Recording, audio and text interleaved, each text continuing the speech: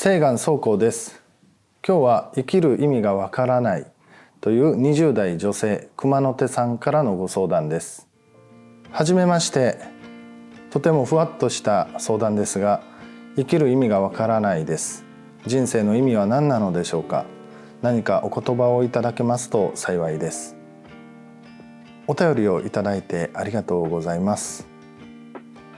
生きる意味がわからない、すごく深そうで深刻な悩みのような言葉ではありますけれども、実際のところは熊野手さんの日常の中にですね、何か毎日が色あせて見えてしまったりとか、あるいは頑張る理由が見つからなかったりとか、そういう小さな悩みとか、心の痛みが積み重なって考えが深くなって生きる意味というお悩みのご相談につながったんだろうなと思います。今日は、そういうお気持ちが少しでも軽くなるようなお話ができたらと思いますので、よろしくお願いします。禅の言葉に日々これ口実という言葉があります。どんな一日もその日一日はその日だけで素晴らしいと、良い一日ですよということを指す言葉です。でも生きていると私たちはいろんな日々を過ごしますね。朝起きた時から夜寝るまですごく悲しい出来事に苛まれる日もあれば、なんとなしにずっと気分が晴れないような一日もあれば、あるいは朝はすごく楽しかったのに昼間から何か嫌な出来事があって浮き沈みのある一日を過ごすようなこともあろうかと思います。で、非常に多いご相談といいますかお悩みですね。生きる意味がわからない、見つからない、頑張る理由もわからないと、一番多いのは私もそうなんですけども、思春期の頃ですね、初めて社会というものを意識して周りとの競争に疲れて、生きる意味は何だろうかと、自分がこうして、頑張って学校に行ったり何か競争して勝たなきゃいけなかったり人に怒られたりするのは何のためなんだということを思う場面が誰しもあったんじゃないかなと思うんですね。でそれは大人になっても当然あるわけです。私もそうですし、熊野手さんも見てくださっている他の方々もきっとですね、自分の人生とは何なのか、これから生きていく意味は何なのか、そんなふうに考えながら生きていらっしゃるんじゃないかと思います。でまずお伝えしたいのは何の意味もないという一日結構あると思うんですね。振り返ってみると365日が1年ですと。でそのうち何の意味もなくだらだらと過ごしてしまったという、そういう日は結構あるもんじゃないですか。だけれども私たちが今ここで生きているということも含めて、何の意味もないような一日も人生の一部ですね。当たり前のことです。とすれば人生の意味って何なのでしょうか。私も考えることはあります。何のために生きて何のために生まれて死んでいくのだろうかと。ましてや禅宗で自分を見つめるとかね、宗教観を考えるとか、人間とはみたいなことに向き合う日々ですから、すごくよく考えます。で、日々これ口実と申し上げました。その日その日が素晴らしいと。でこれ言い換えてみますと、人生って大きな括りで生まれて死ぬまでの一生というふうに考えると難しい問いだと思うんですね。人生の意味、生きる目的。だけれども一日一日に区切ってみる、あるいは1時間1時間1分1分でもいいです。そうすると割と簡単に答えは見つかるんじゃないかなと思うんですね。生きる意味はどこかに正解があってそれを見つけていこうというふうに考えがちなんですけれど、そういうものは実はなくて、誰も分からずに、分かったような顔をしていても分からずに生きているのが人間だと私は思っております。でその上でじゃあ日々どうしてその意味の分からないことと向き合いながら生活していくんだ、生きていくんだ、苦労していくんだって問われると、私はやはり一つ一つに意味を込めていくっていう生き方が好きですし、少なくともこうして仏教や禅を学びながらそれがいいなという気持ちで過ごしております。一生とかですね、人生という言葉はとても重くて壮大な物語のように考えがちなんですけども、やっぱり先ほどお伝えしたように一瞬一瞬とか一日一日に区切ってしまうと大したことないと思うんですね。ほとんどの時間は朝起きて何か食べて手洗いに行って歯を磨いてちょっと動いてまたご飯を食べて人と喋ってでまた動いて考えてで眠る、そんなことの繰り返しじゃないかなと思います。だからこそ一つ一つに意味を求める、意味を問うというよりかは自分で自分の望むような意味をつけていくということができればいいんじゃないでしょうか。でこれは理屈で想像で語っているわけではなくてですね、私の少ない体験もしっかりと踏まえた上でお伝えしております。禅に限らず仏教のですね修行の中では非常にさまざまな作法があります。それを重んじられているんですね。例えば食事一つに関しても箸の置き方、お椀の持ち方、そして音は立てないとかですね、顔の向きとか姿勢とか座り方とかいろんなルール作法があります。で掃除一つにしても床を拭くときは腰を下げないとかいろんなルール作法があります。そして一つ一つ丁寧に向き合っていく、味わっていくということを重要視します。ああこういうことなんだなというふうに感じた経験が私にもあるんですね。皆さん想像してみていただきたいんです。普段生活していらっしゃる中で洗い物をしている時、例えばですねただ面倒くさいなって思いながら皿を洗う動作をやっていくのか、もしくは夕飯の時に自分が気持ちよく夕飯の支度に取り掛かれるようにという思いを込めて一つ一つ丁寧に気持ちよく作業していくのか。やってる作業、やってる行動は全く同じなんですね。ただ皿を磨いている、拭いている、それに変わりはないんです。だけれどもその行為をしている自分の内側で起こっている心の向き方が全然違いますよね。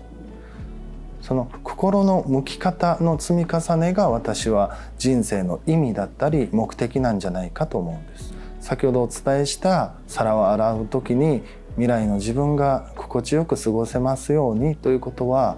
自分の意思でできる意味の付け方ですね。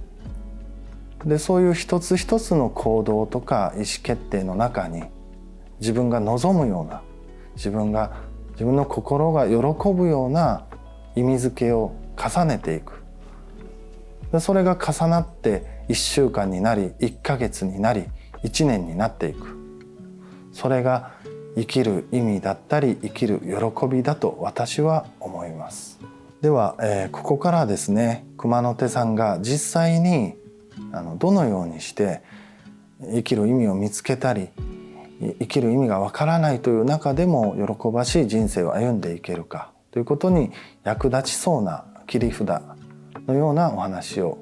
一つ二つできればと思います。それは役に立つなと思っていただけそうであれば、ぜひ試していただきたいですね。まずは人のためになることを意識的に決めてやってみてください。人はですね、自分独りよがりで何か嬉しいことだったり意味がありそうなことだったり達成感のあることに向き合っている時よりも、人と関わっている中で喜び合う、あるいは感謝される、喜んでいる姿が見られる、そういう関係の中でより多くの喜びを感じたりとか意味を見出すものだと私は思います。ですから大きなボランティアだったりすごく派手な活動をやる必要はなくて、例えばいつも関わっている家族とか友人の方とかにいつもありがとうと何もない時に言ってみるということでもいいですね。もしくはコンビニなんかに行った時に何か買い物をして店員さんにですね、しっかりと表情を見ながらありがとうございますと笑顔で言ってみるとか、そんな小さなことでいいと思うんです。何か人のためになるようなことをやってみる。でそれをやるときにですね、ただなんかそれをやるのが自分の人生を良くするんだとか、その私利私欲のような思いだけでやるんじゃなくて、純粋に今私がありがとうと笑顔で言うことで、この人の一日がちょっとでもいいからいい一日になりますようにって、そういう気持ちを込めてやってみるですね。で最初はぎこちなくなってしまうかもしれません。だけれどもそれを繰り返していくうちに様になってきます。何でもそうですよね。ですからそういう習慣を一つ持ってみる、人のためになりますようにという気持ちを込めて小さな行動を起こしてみるというのは非常に役に立つんだろうなと思います。そしてもう一つですね、人生の意味がわからないとご相談が今回ありましたと。無意味だと感じていらっしゃるということですよね。あえてですね、無意味なことをやってみてください。で無意味なんだけれども自分の心が、熊手さんの心が喜ぶことをあえてやってみる。ないでしょうか。喜びそうな、自分の心がワクワクしそうなこと思いついたんだけど、でもなみたいなことはあるんじゃないでしょうかね。例えば旅行に行きたいな、最近行ってないなと思った時に、でも旅行ってなるとお金もかかるし時間も使ってしまうし、そんな時間とお金があるなら何か資格でも一つ勉強した方がいいよねと踏みとどまることがあると思うんですね。でそういう時に心が喜びそうなことのヒントが巡ってきたわけです。それもご縁です。ですから喜ばしいことでしたら意味がどうこうというふうに考える前に、あるいは考えてしまった後でもそういう考えは置いといて、旅行に行きたいなと思ったら旅行サイトをしっかり眺めてみるだけでもいいじゃないですか。まだお金かからないですから、10分眺めてみる、想像してみる、それだけでも楽しいと思うんですね。で、もしくは私もそういうことを思ったことあるんですけど、学生の頃とかね、男性の方だったら特に多いと思うんですけど、なんかね、音楽番組なんかを見てギターやってみたいなとかね、ドラム叩いてみたいなって思った時に、例えばこの年でギターなんか教えてくれる人もいないし、そんな時間ないよって思ってやり過ごす。それよりはギターやってみたいなと思ったんでしたら、ギターが売っている楽器店に足を運んでみるという無意味なことを一度やってみてください。すごく楽しいと思いますよ。でそこからまたですね、行ってみたら新しいきっかけがあったり、なんか心動くような出来事が降ってきて、ギターを買ってですね実際弾いてみる、すごい才能があったとかね、なんかいろんなことが起こると思うんです。ですから人生が本当はどこかに深い壮大な意味があるんだけれども、自分はそれを見つけられていないから苦しんでいるというふうに思えば思うほど苦しいので、そういう時こそ小さなことで結構ですから、無意味なことでも自分の心が喜びそうなこと、きっと日常の中にたくさんあってスルーされていらっしゃるはずなので、それをあえてやってみるということも試してほしいなと思います。人生の意味がわからないとか、頑張る理由が見つからないとか、そういうことも含めてですね、人生の大切な一つのページです。そういう日々が積み重なって結局私たちは生きて死んでいくわけなんです。私たちが死んでいった後はどんな日も含めて全部ひっくるめて人生と呼ばれるようになりますよ。ですからそうして大きなこと、結末の後のことを今から思い悩んで足踏みするんではなくてですね、人生は一分一分の積み重ね、もっと言うと一秒一秒の積み重ねですから、散歩一つするにも、洗い物一つするにも、食事を一口いただく中にも、自分で心が喜ばしいと思えるような意味をつけながら楽しんで生きていく。そうすることで、今は100か0か、白か黒か、正解か不正解かというふうに両極端で悩んでいる人生というテーマに対して、ああ人生っていいなとか、私の人生ってこういう意味を持って生きているんだなというふうな感覚がですね、頭ごなしではなくて自分の体心で感じられるようになると思いますし、早くそのように熊野手さんが感じられるような日々が続けばいいなと思います。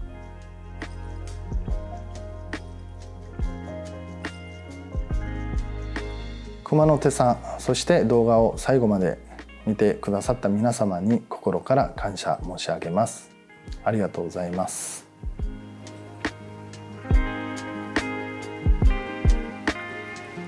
お気づきやご感想があればぜひコメントで教えていただけると嬉しいです。お悩み相談がある方は概要欄にご相談窓口のリンクもございますので、お便りくださいましたら幸いです。ありがとうございます。